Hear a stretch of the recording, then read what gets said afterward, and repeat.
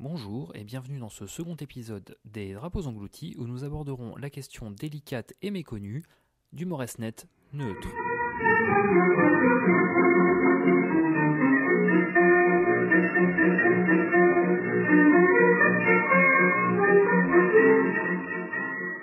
Sans entrer dans les détails, on va dire que les guerres napoléoniennes ont laissé la géographie de l'Europe sans dessus-dessous. Du coup, à partir de 1815, se tiennent tout un tas de conférences plus ou moins houleuses destinées à redessiner les frontières du continent. Ça n'a bien sûr pas été facile partout.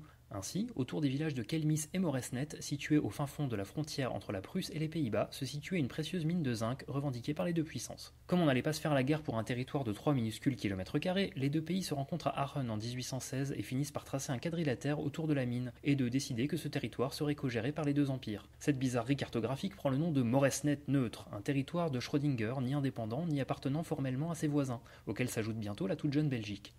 Il était si minuscule qu'on pouvait le traverser en quelques minutes, et il était néanmoins peuplé de 3000 personnes, essentiellement les mineurs et leurs familles résidant à Kelmis. Le Moresnet neutre se dote bientôt d'un maire, d'un drapeau, de lois et d'un régime fiscal particulier, et commence à émettre des documents officiels sans que personne ne trouve grand-chose à redire. Jusqu'en 1885, pas de problème, la mine est exploitée et administrée par les puissances voisines. Mais quand le filon de la mine s'épuise, Kelmis plonge dans le marasme économique. Cette situation atypique suscite curiosité et vocation. Citons entre autres le cas de l'excentrique docteur Wilhelm Molly, le directeur de la mine qui passera des années à essayer de relancer l'activité économique du Moresnet. Il essaiera ainsi de lancer un service postal, des distilleries, des casinos et tout un tas de projets farfelus qui tomberont à l'eau. Ce n'est qu'en 1808 que Molly va trouver l'illumination et se piquer de faire du Moresnet neutre le premier pays du monde parlant l'espéranto, l'utopique langue universelle inventée à la fin du XIXe siècle. Il commence à enseigner et à diffuser l'espéranto à Kelmis et devient un avocat international de cette cause, écrivant en espéranto l'hymne du Moresnet et rebaptisant le territoire Amekidjo, le territoire de l'amitié. Molly va jusqu'à plaider sa cause au congrès mondial de l'espéranto à Dresde en proposant que ce territoire soit reconnu comme indépendant et sous protection internationale. Il rencontrera cependant un succès très limité.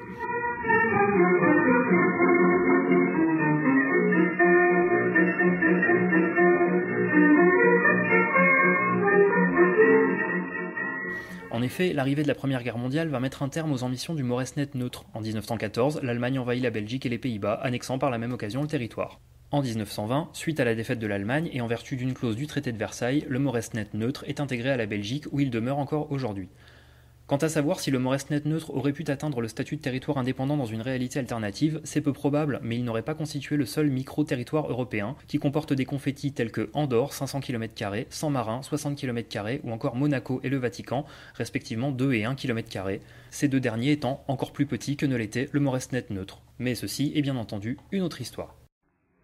J'espère que ce deuxième épisode vous a plu, n'hésitez pas à vous abonner à la chaîne et à me suivre sur les réseaux sociaux qui s'affichent en bas de la vidéo, et je vous dis à dans un mois pour un nouveau drapeau englouti.